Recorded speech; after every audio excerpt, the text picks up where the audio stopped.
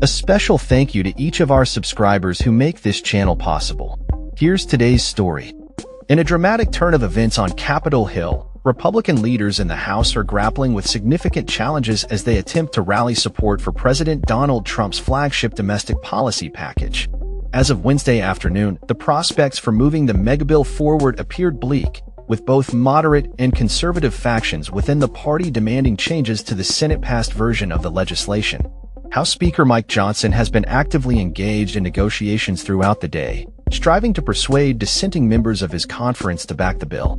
However, Representative Thomas Massie of Kentucky expressed concerns, indicating that there were still at least 10 NOs at the moment among Republican lawmakers. This situation poses a precarious predicament for Johnson, who can only afford to lose one additional vote if he hopes to pass the package along party lines, contingent on all Republican members being present during the vote. The turmoil within the party was further underscored by the difficulty Republicans faced in even securing votes for standard procedural measures that are typically straightforward. The House is unable to initiate voting on the rules governing the final consideration of Trump's megabill until there is consensus on the debate rules, a situation that has left the legislative process stalled. The Senate narrowly passed its version of the bill on Tuesday, necessitating a tie-breaking vote from Vice President J.D. Vance. Now, it falls to the House to approve the Senate's amendments.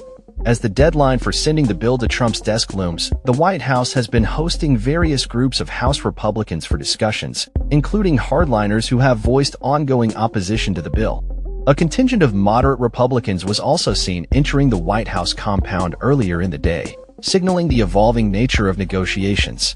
These moderates, many of whom represent districts that leaned Democratic in previous presidential elections, present an additional hurdle for Johnson in his efforts to secure the necessary votes.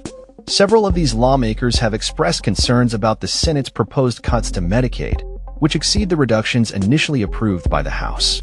In a previous attempt in May, Johnson managed to win over skeptical members by offering last-minute concessions. However, any new amendments at this stage would require the bill to return to the Senate for another vote, jeopardizing the self-imposed deadline of July 4th.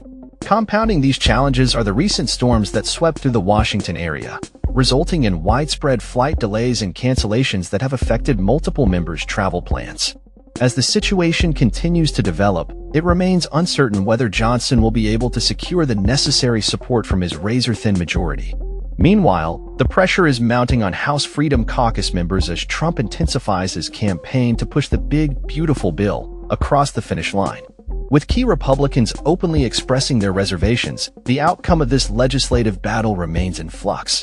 The stakes are high, and as the clock ticks down, all eyes will be on the House GOP as they navigate this complex political landscape. This is a developing story, and updates will follow as new information emerges. That's all for this story. We upload videos every day covering many different subjects, so hit that subscribe button to stay informed. Thanks for watching.